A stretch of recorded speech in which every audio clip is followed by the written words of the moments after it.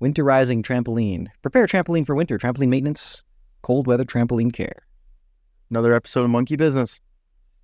Brought popcorn. And scripts. Can we piss off the marketing guys? Sorry, Jacob. Winterizing your trampoline. We're going to do this one off script because there's a lot of ways we can go with this one.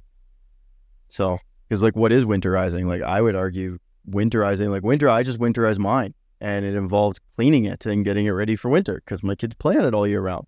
So it's like, what is winterizing? To be fair, that was their first point.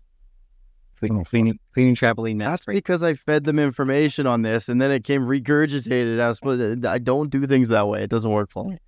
So what you're saying is our trampolines don't need to be put away for winter. You can use our trampolines all year round. You can, or you can pack them up if you want them to last longer. Like the sun breaks things down with the UV rays, and that's ultimately what's going to lead to the deterioration. It's like leaving a high-end car out outside or putting it in the garage kind of thing. Like, it's just the same with a boat. You're going to leave a boat down in Miami, you're going to leave it in the water all year, or you're going to pack it away. So I would say in general, most people are going to winterize their trampoline insofar as taking some certain components off because they're not going to use it in the winter. Other places, or if you have one of ours, we certainly encourage you to do the opposite and just use it all winter.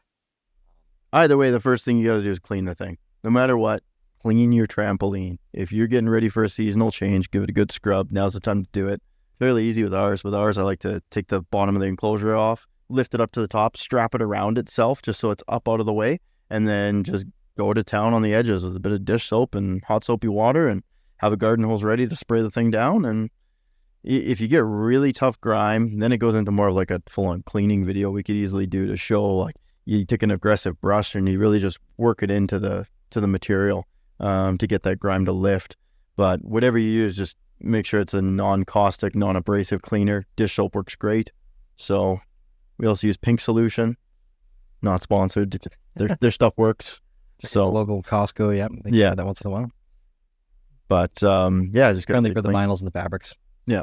We both love leaf blowers. Leaf blowers work great for getting stuff out, especially on the multis. We got the spring shields. So throughout the summer and that, like, leaves will tend to accumulate and build up in the spring shields, and you go around the leaf blower, lift the pad a little bit and shoot her out, and it just blows everything out. Or if your kids are like my kids, there's rocks and everything else on the trampoline. So yeah. But yeah, just give her a good clean and make sure she's ready to go. From there, you either pull it all apart or just use it all winter. So cons being, if you use it all winter, you're going to wear down the trampoline a little bit and you need to stay on top of it. So snow is deceivingly heavy. So as snowfall events occur, you just need to shovel or blow that snow off the trampoline. There's a big caveat there. So not all snow is created equal, depending where you are. If it's dry or it's wet will be way heavier, way more dense, and a little bit harder to deal with. It's not going to blow as nicely. But our trampoline, depending which tune you go with, our performance tunes and our crazy tunes have music wire springs, which are just capable of taking a beating and stretching right to the ground.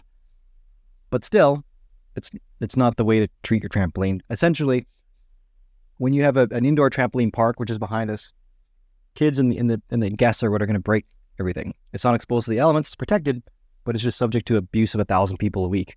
In the backyard, you're not going to have that wear and tear on it. It's going to be the environment. So you're leaving your trampoline out twice as long, depending where you live. Maybe your winters are shorter, maybe they're longer. Up here, they're freaking long, so twice as much if you leave them out all winter. The sun's rays aren't going to be as hard on them. UV is going to be less. It's more going to be the environmental change, getting wet, getting soaked. The freeze-thaw cycles. It's a little more damaging to the foam, perhaps.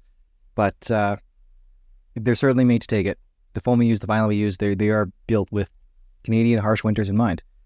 So if you do want to use it all winter, there's a couple things to do.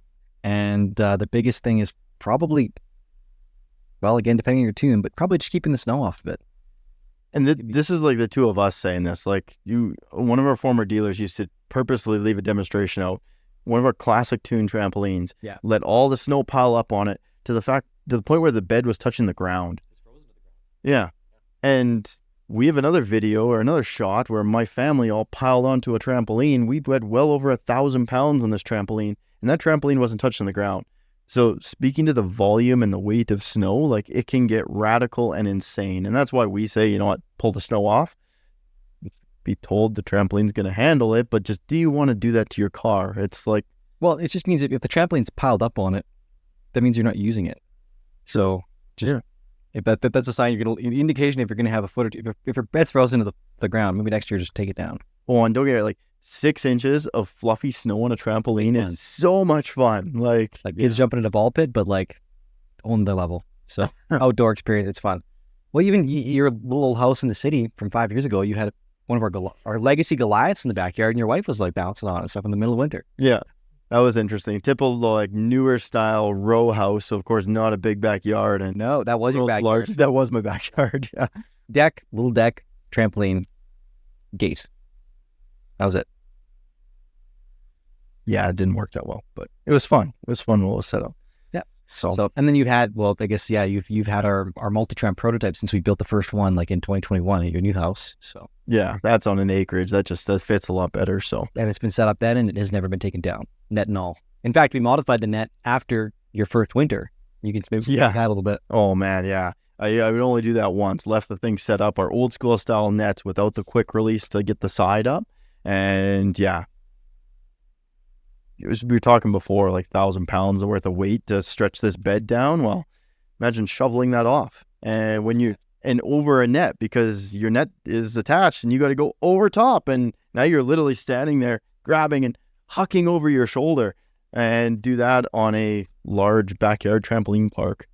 So no, so now our nets have a quick release, so half the net actually unclips and pops up so that you can clear the snow off, and then rehooks back up. Because, of course, this is all in freezing temperatures when you don't want to be outside doing yard work. I mean, you're probably working up more of a sweat and body heat shoveling. Well, I took my jacket off. It was ridiculous. Like, and that's how people get heart attacks. So, yeah. And then the positive for that, too, is if you can avoid shoveling, if you've discovered the magic of a leaf blower in the winter, just for even getting, if you have a car outside that gets snowed on a few inches.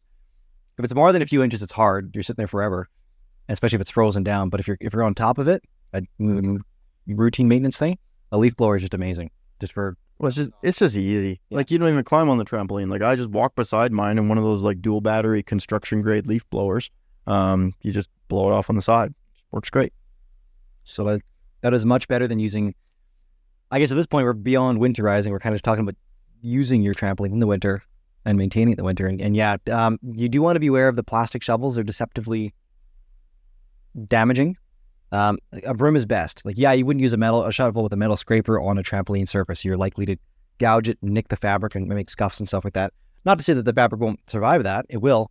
But do you really want to cause that damage on your investment, whether it's above ground or below ground? Well, I think, honestly, I'd say in a nutshell, if you're in a coastal climate like Toronto, the New York, the Seattle's, like, you get thick, wet snow, you need to use a shovel. If you're anywhere central, yeah, you probably get more of a crisp, light snow, and you blow it off with a leaf blower.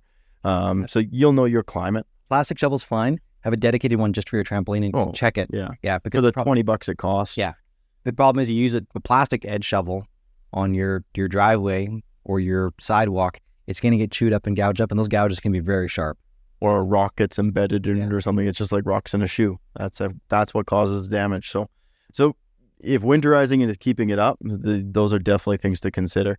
A lot of people, they splurge when they buy one of our trampolines. We've had a number of people that reached out to us, asked us about the product, and then 3 years later came back to us to actually buy the trampoline, and because they'd been saving up to buy a good, high-quality trampoline. Kids were doing chores and stuff like that.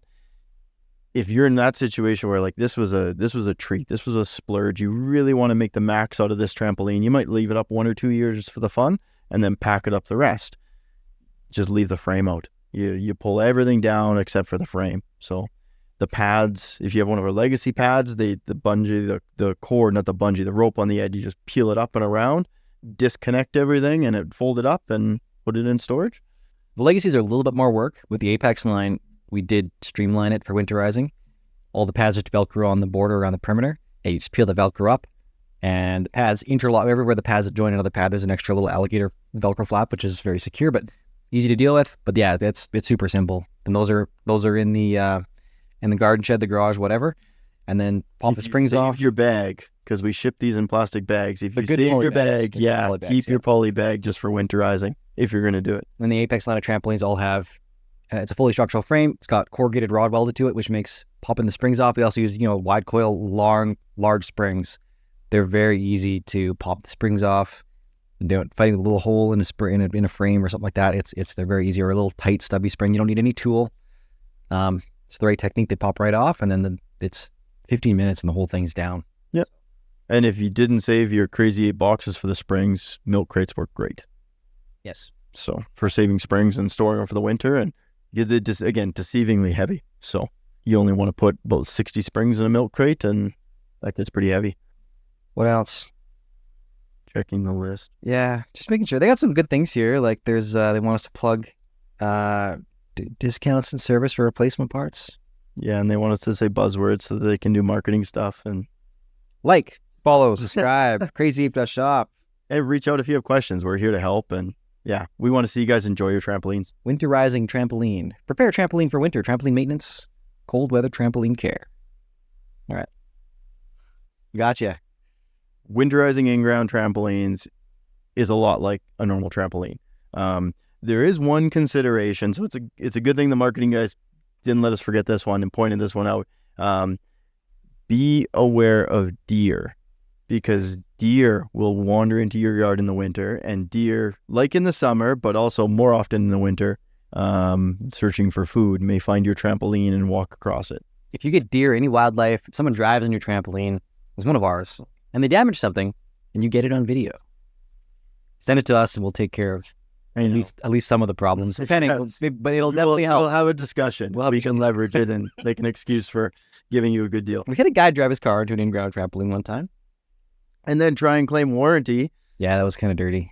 That was before Crazy Care. Now Crazy Care would actually cover it. It would, for a small deductible. Don't put a car on a trampoline. Like what we did? Could, but yeah. We put one on ours and we would jump with it. Wildlife is a consideration if you're going to leave your trampoline up for the winter, especially if it's an in-ground trampoline. So if you're not taking it, if you are going to take it down, same thing applies. Peel everything off. I would recommend flagging it. If you suddenly create a 3-foot hole or a 4-foot hole in the middle of your yard, worth flagging to people. So as that blows in, it might not be entirely obvious, in which case probably some rebar or some sign posts, which you can get at Home Depot, and a bit of orange snow fencing would be an easy way to flag it off. Cool. I just recommend you enjoy your trampoline. They're built for the winter. Few considerations for winterizing and getting them ready, aka cleaning them off, because now's your only chance before the snow. And just enjoy it. That's what a trampoline's for. Monkey business. Like, comment, subscribe. Yeah, from guys who use their trampolines in the winter, it's definitely recommend if you can do it. Whole nother season of fun.